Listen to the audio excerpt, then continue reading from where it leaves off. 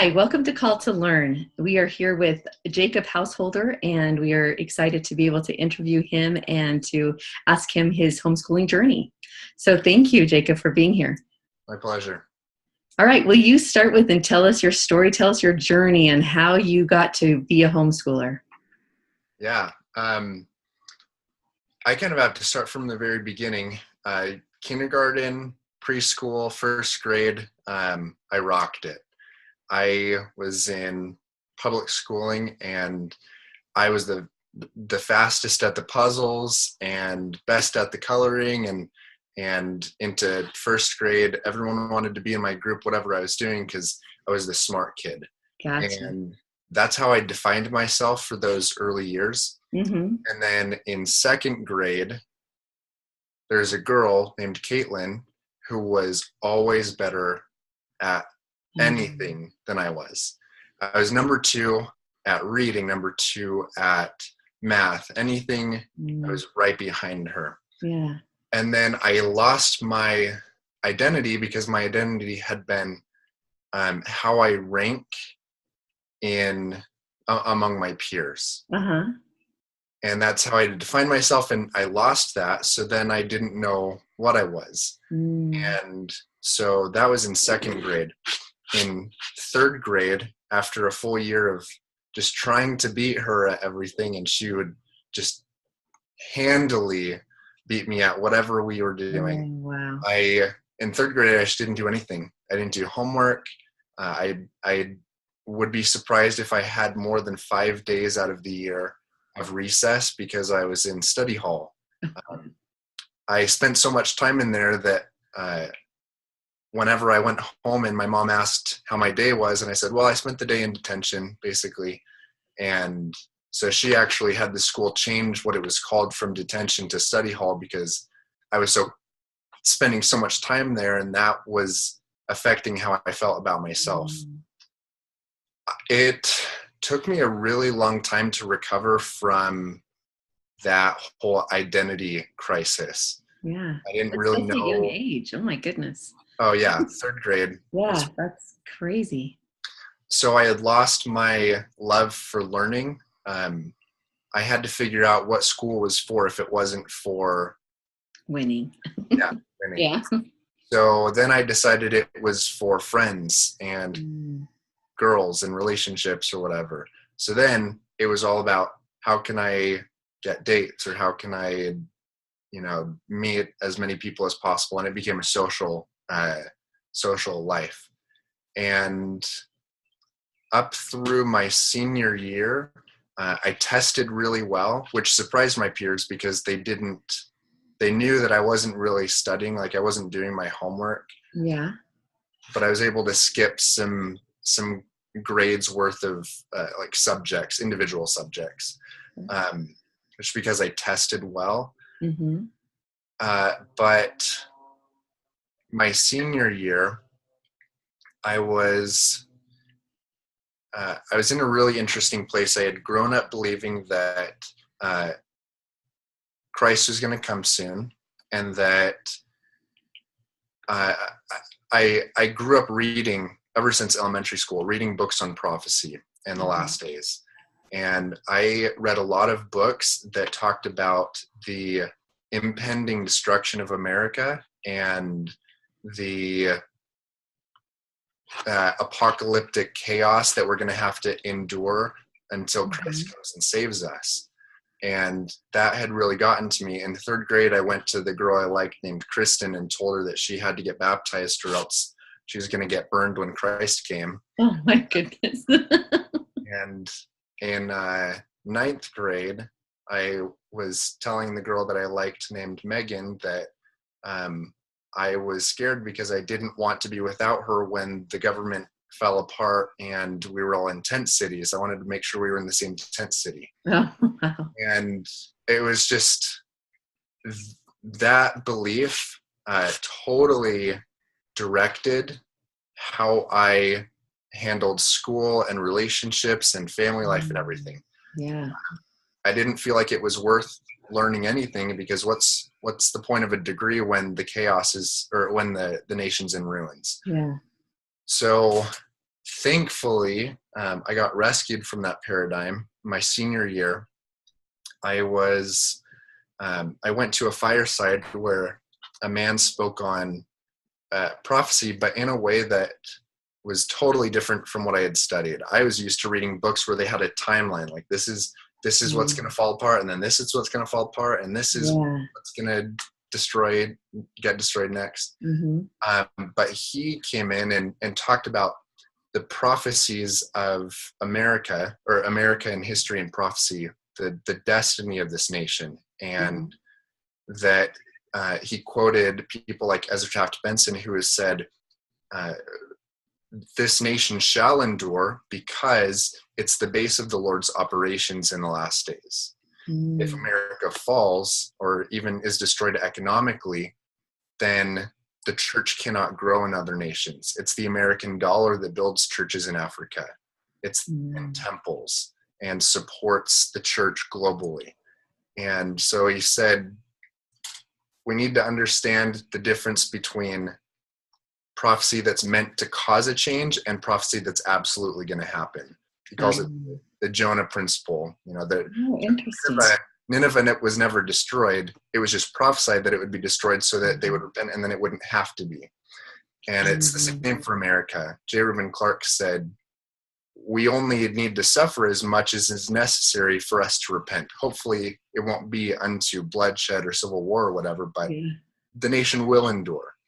That's been prophesied. The Constitution will be saved. When I heard that at this fireside, I felt like everything that I believed was wrong, that I had some serious work to do to relearn everything that mattered to me. I needed to relearn prophecy and the doctrine of the last days. I needed to relearn the Constitution in America. At the time, I had a D in AP Gov. Smart enough to get into AP, but lazy enough to barely be passing. At the time, we went through like 2 weeks on the Constitution, and all I had to do to get an A on the Constitution unit to demonstrate my mastery of America's government was copy and paste the text of the Constitution into a Word document, plug in some pictures that represented some of the most commonly talked about things, do some cool things with the font, and then turn that in. And I was an expert in the Constitution. Oh, wow. Well, yeah, at this fireside, this brother who was speaking said, when you can't attack a message, you attack the character, the personality behind the message. If you want to destroy the church, you try to destroy Joseph Smith, because you can't attack the Book of Mormon. What can you say about it? It's just awesome. So it's called the ad hominem argument. And he said, if someone wants to destroy the Constitution, you convince the nation that the founding fathers couldn't have been inspired because they were too morally messed up, too flawed.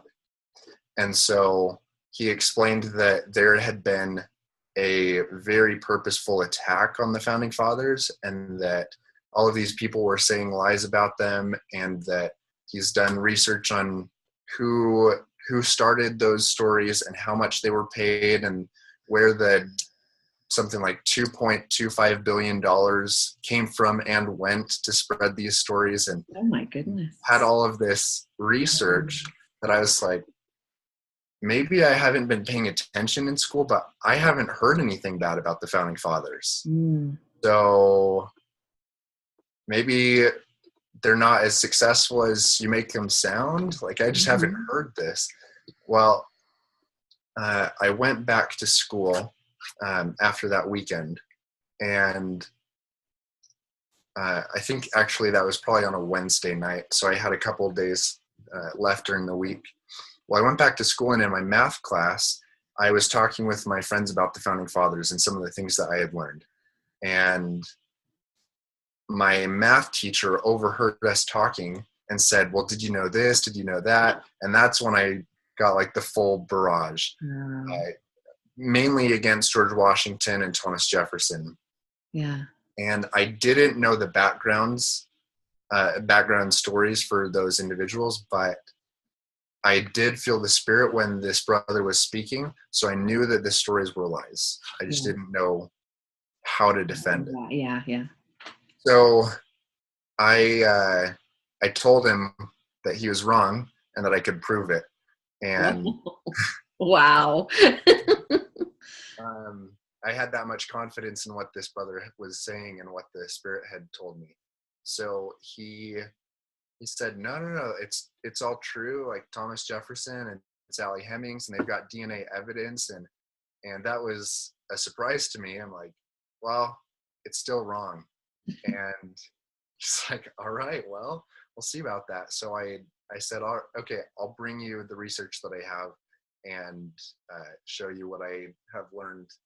I brought him my copy of the real Thomas Jefferson, and opened up to the story about Sally Hemings and said, okay, James Callender, this is who said what and why, and this is why James was mad at Thomas Jefferson and why he started these stories about Sally Hemings. And he wouldn't hear it because he looked at these names right here and said, oh, I don't trust those people. So bring me something better. Wow. And so I said, well, they are quoting original documents. Like they have the letters, they have the newspapers and everything. They're quoting straight from it. Why does it matter who's reporting on it? Yeah. I said, I still don't believe them. Wow.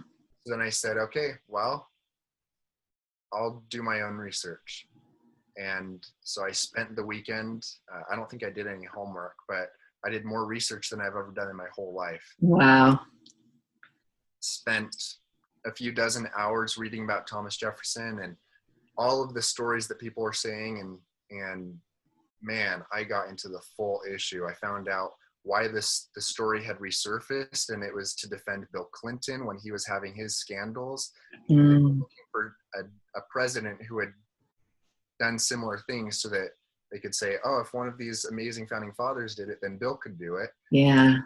And I got into that whole controversy, and I came up with a stack of research. I still have it in a folder. Oh, wow. I took it to my teacher, and by that time, I think it was like the third conversation I had with him in front of the class about this. And by that point, the class was tired of hearing about it.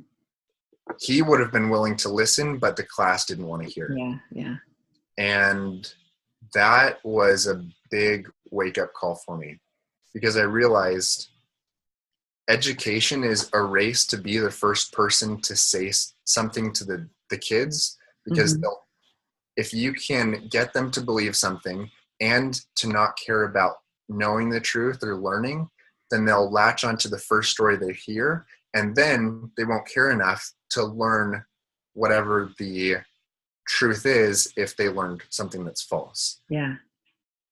And so that was a big wake-up call to me about the issues with the public school system. I realized kids are being taught to pass a class and not to know the truth, or not to do something with that. Yeah. So at that point, I went to my teacher during lunch when there weren't students around, and maybe it was pride or just a desire to prevent him from sharing these lies in the future. I sat him down and said, hey, I have done so much research. You owe me an hour. Just sit down and listen.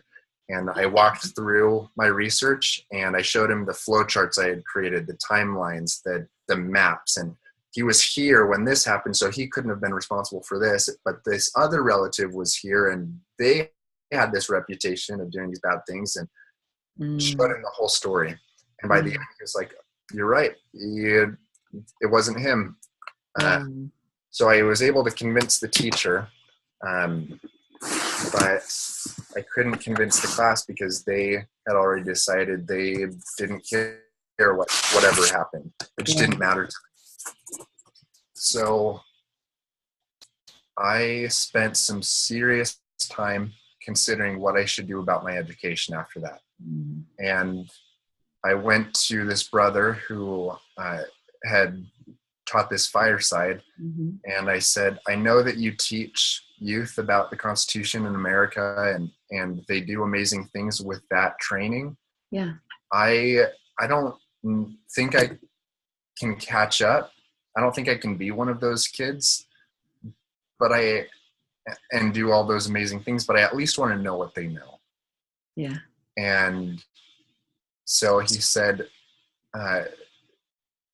this fight for freedom is not something that I go around convincing everyone that they need to be a part of, but we know from the brethren that the angel Moroni holds the keys of freedom. And if he and his angels that work with him on this, if they've inspired you to fight for this cause, don't ignore that. So I got a blessing from my father, talked with my parents about it, prayed and fasted, and decided I was going to finish up my first semester of my senior year and then leave and catch up in my education and start learning the truth. So I did that, and I've been trying to study the Constitution as much as possible ever since. I've got tons and tons of manuals that I study from, and books galore that I try to just feel like I'm constantly trying to catch up, but it's a good start. So did this brother in test teach you? Did you join his group or something? Yeah? Okay. And I still spend time with him every month. Oh, very nice. So he's like become your personal mentor then in helping you with this. Absolutely. Wonderful. Wow, that's incredible. So how do you feel about your choice then? Oh, I have never regretted it. And there hasn't been a day passed by since that I haven't thought about that day. Oh, yeah. What I have decided to be a part of. Mm-hmm. Wow. So how has your education changed since then? You know, I decided that at that point to start learning both sides of all arguments. I learned that what made this brother so convincing and such a compelling teacher was that he knew his opponent's side better than his opponents did. And he was able to show, okay, this is why your group, the people that conform with this paradigm or idea, this is why you believe this. This is who started those stories, and he can teach them about their own position. Mm-hmm. And I thought, man, I want to be able to do that. So it's caused me to not give up on formal education altogether. I know I could learn everything that I need to learn just from studying books, but there's also a value in going to college and learning what everyone knows today, but then having kind of a true education, like true personal study education time to clean up the stuff that you learn elsewhere. Yeah. So I'm studying financial economics at BYU Idaho, preparing to get a master's degree, possibly in statesmanship. If I can get scholarships, I'll go to Hillsdale. If not, I'll get a degree from Liberty University online. Okay. Awesome. I just see the value in personal study and formal education, even if formal education has a lot to learn. Yeah. Yeah. Well, I love that you're looking at your formal education as, is it true or is it not? And you're questioning everything. And that's what a true scientist is, right? Is someone who looks for the truth in everything. That's great. So tell me, were there any fears when you dropped out of school to study on your own? Did your parents support you? First of all, did your parents support you in that? And then I want to know your fears. my parents rejoiced. Oh, really? Yeah, Okay. they had been wanting to homeschool for a while, but no one in the family was really taking that leap uh, Mm-hmm. because of the social life. Uh, Yeah. and so they were supportive. As So far where do as you fit in your family? I'm the oldest of seven. Okay. Yep. Okay. So I left my senior year. My brother still graduated. My sister, uh, she I don't remember. I don't think she went to high school. I think she left during junior high and then went straight to college. Um, after getting, actually, she didn't even get her GED. She just went to college. Mm-hmm. And then my brother below her, he just got, long story short, he just got kicked out of his high school because he found out that because he was homeschooled and entered back into high school, it's a private school, but entered back into this school according to his age and not according to his credits. He got to his senior year and couldn't graduate because they graduate based on credits and not based on knowledge. Yeah. Even though he tutored the valedictorian Yeah. and all of the basically his whole grade on calculus and Yeah. social studies and all of these things. He was tutoring them, but he couldn't graduate because he didn't have the credits. So they kicked him out. But all of his grade held a separate graduation ceremony for him because he was so critical to their educational Well, that's success. cool. That's So awesome. that's a really fun story that I super Yeah. summarized. Um, and then the rest of my siblings have gone back and forth between private school and homeschooling. Okay. Uh, I haven't had any real fears about it, about my educational decisions. It was disappointing to see which friends were convenient friends versus which friends were true friends. Yeah. I when I left and most of the school kind of just like, all right, see ya. And I had very few friends still stick around. Mhm. Um, I kind of just put high school in the back of my mind, and I probably remember more about junior high than I do about high school, just because I chose to just move on and kind of Stop forgot thinking it. about And I it. wish I didn't forget it as much as I have. It's made it hard to say hi to friends when I No. bump into them again. Yeah. But yeah, that's kind of where I'm at now. So when you quit, you didn't graduate then from high school? How did you get into college? Tell us your path So there. when I was deciding whether or not to drop out, I reached out to my high school uh, counselors Hmm. and told them the story. Just gave them a rundown on what I was preparing to do, and when they saw that I wasn't leaving education, I was just leaving the school. Uh-huh. Um, my high school counselor was super excited for me, and she said Oh, neat. basically said I'd be crazy not to. Wow. So Wow, that's to her cool. credit, Yeah. my counselor encouraged me to drop out. Um, That's amazing. and then I reached out to the admission counselors at BYU and said, "Hey, this is what I'm looking at doing. How do I get into the school after my mission?" And they said, "Just send us your ACT." And Mm. I think they also wanted the GED, so I took the GED. Did really well on it. I'm glad that I took it. Some schools don't even require it. Like my Mm. sister didn't get her GED, and she is at Eastern Arizona College, um, doing great out there. And Awesome. once you get into a college, people don't even ask about Yeah. high school degree stuff anymore. It's just about what your transcript currently says. Right. Right. About the credits again. Yep, all Yep. about those credits. Yep. Super important. So why did you pick Hillsdale? Um, I haven't necessarily totally picked them, but they have a master's degree on statesmanship. It's only a Mm. few. It's only a couple years old. I'd be surprised if more than 1 or 2 or 3 classes have graduated with that degree. I think it's like 5 to 7 years old. Oh, wow.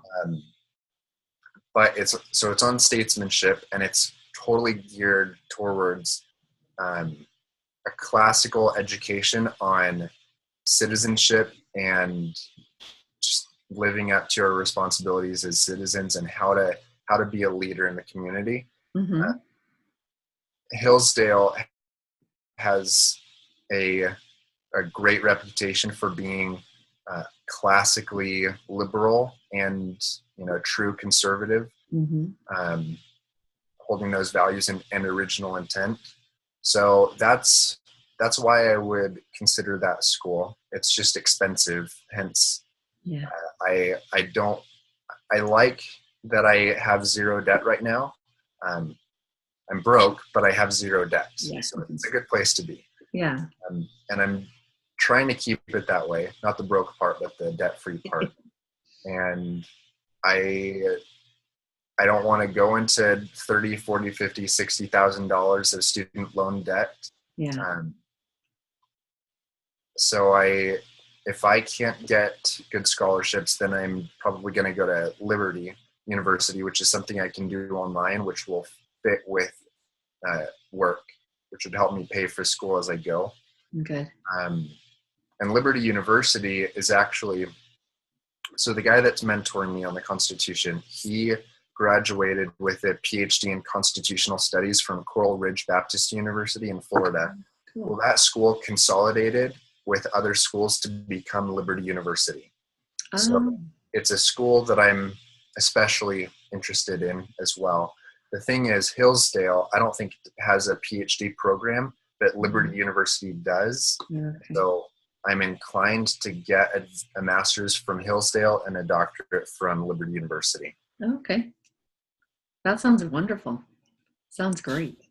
All right. Do you have any advice for other homeschoolers or other people that might have been in your situation that are kind of hesitating? Yeah. If your decision is based on the status quo, then repent. Don't make any decision because that's what everyone else is doing. Your decision should be totally all about what's best for you and the family that you are going to create in the future. My dad never got his college degree, and that's affected my family. It's been harder for him to get the pay that he's qualified for because he doesn't have the letters. Yeah. So there's an appropriate balance between leaving school to get an education, but then also being prepared to provide in the best way possible. I think the decision is going to look different whether you're a male or female. I think that males have an inherent and divine responsibility to provide, and that we have to do everything we can to be prepared for that. And so, it might look like guys need to take seriously preparations for college. And if they feel like they can best be prepared for college by staying in public school, that might be the best thing for them. Supplementing that education with personal studies on the side to, clean up, like we were talking about. Yeah. Which is important. Yeah. It might look like doing a hybrid between homeschooling and private school, which is what my family has done on and off for years. And they have been very, very qualified and prepared for high school. In fact, multiple siblings of mine have been awarded Student of the Year. Wow. Even though they spent 5 to 10 years out of school, when they came back into it, whether it's a private school or charter school or public school, they were ready to work hard because they had learned how to learn. Awesome. Stay in public school, learn how to learn, even though education like formal education rarely teaches you that. They teach you how to get the grade and the credits. Yeah.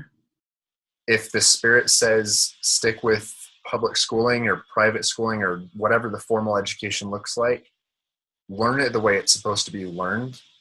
Don't turn into, a product of an educational assembly line. Be different from everyone else, even if you're in school. But for many people, the right decision will be to leave and to get a true and really good education outside of homeschooling. What I'm really saying is the decision is going to look different for everyone. The Spirit needs to guide that decision. Don't do anything just because of what everyone else is doing. Laugh at the status quo, even if you have to follow it sometimes for a little bit. But don't follow it just because it's the status quo. And